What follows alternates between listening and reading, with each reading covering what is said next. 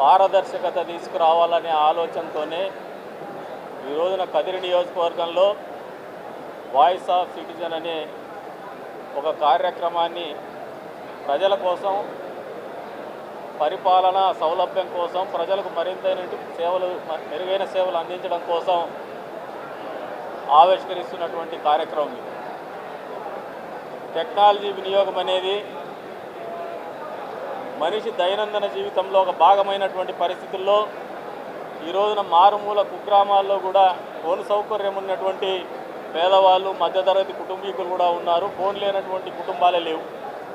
ఇటువంటి పరిస్థితుల్లో వారికి ఏదైనా సమస్య వచ్చినప్పుడు, ఆ ఊరి సమస్య కావచ్చు, వాళ్ళ వ్యక్తిగత సమస్య కావచ్చు, సంబంధిత ఎమ్మెల్యే గారిని సంప్రదింపులు జరపాలంటే ఎమ్మెల్యేలు మాకు అందుబాటులో ఉండరనే ఒక ఆలోచన విధానానికి స్వస్తి పలకల్లా ప్రతి ఒక్క మనిషికి కూడా పార్టీలకు అతీతంగా ప్రభుత్వంలో ఉన్నటువంటి ప్రజాప్రతినిధి అందుబాటులో ఉండాలనే ఆలోచనతో ఏర్పాటు చేసినటువంటి కార్యక్రమమే ఈ వాయిస్ ఆఫ్ సిటిజన్.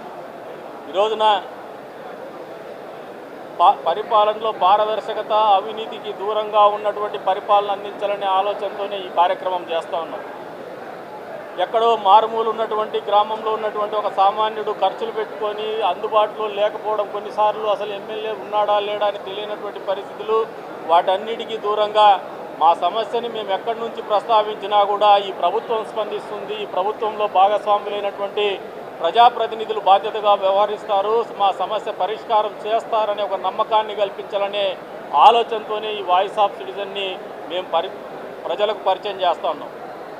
ఈ రోజున సామాన్యుడు ప్రభుత్వ కార్యాలయాలకు పోవాలన్నా, ఎమ్మెల్యేల దగ్గరికి పోవాలన్నా ఎప్పుడు కూడా బెరుగ్గా ఉండేటువంటి పరిస్థితులు, అందుకు పోవాలంటే ఆలోచన చేసుకునేటువంటి పరిస్థితులు ఇవి మారల్లా.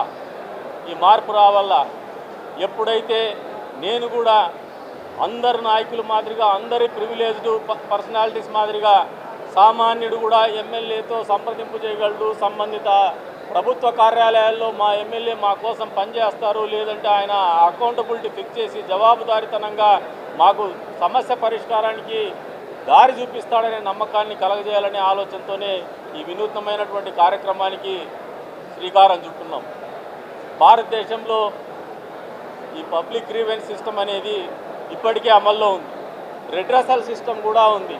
మాన్యువల్గా కొద్దిమంది చేస్తున్నారు, దాన్ని ఆర్గనైజ్డ్గా టెక్నాలజీ వాడి కొద్దిమంది చేస్తున్నారు. కానీ ఆర్టిఫిషియల్ ఇంటెలిజెన్స్ ప్లాట్ఫామ్ మీద నిర్మించబడినటువంటి మొట్టమొదటి కార్యక్రమము ఈ వాయిస్ ఆఫ్ సిటిజన్. ఇది ఇప్పటికే సింగపూర్లో కూడా వాడుకలో ఉంది. దీన్ని వాడుకలోకి తీసుకురావడానికి ప్రధాన ఉద్దేశము ఏదైతే సామాన్యుడికి నిరంతరం ఎదురవుతున్నటువంటి కష్టాలను, ఈ పరిపాలనలో వస్తున్నటువంటి కష్టాలను కావచ్చు, ప్రభుత్వ ఉద్యోగుల ద్వారా వస్తున్నటువంటి కష్టాలను కావచ్చు, రూపుమాపల్లా అంతరింపజేయాలనే ఆలోచనతోనే, తద్వారా పేదవాడి మనుగడ సులభతరం చేయాలా, వాడి దైనందిన జీవితము సంతోషంగా ఉండే విధంగా తీర్చిదిద్దాలనే ఈ కార్యక్రమాన్ని మొదలుపెట్టినామని చెప్పేసి కూడా ఈ సందర్భంగా తెలియజేస్తూ ఉన్నాను.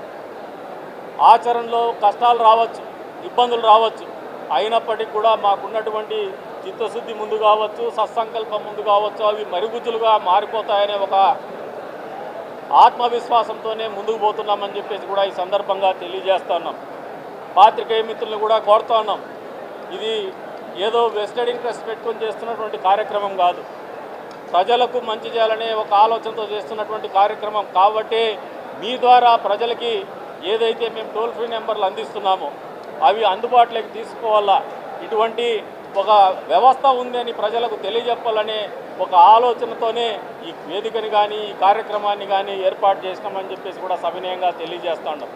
మా ఆలోచనని మీరు ప్రజలకు చేరవేసి ఒక మంచి సాంప్రదాయానికి నాంది పలకడంలో మీ వంతు భాగస్వామ్యం కావాలని చెప్పేసి కూడా కోరుకుంటూ, ఈ రోజున ఆహ్వానం మేరకు వచ్చేసి ఈ కార్యక్రమాన్ని మీరు ప్రజలకు చేరవేసే ఒక ఆలోచనని మొదట అడిగేసిన దానికి కూడా మీకు అందరికీ కూడా పేరు పేరున ధన్యవాదాలు తెలుపుకుంటూ సెలవు తీసుకుంటున్నాం.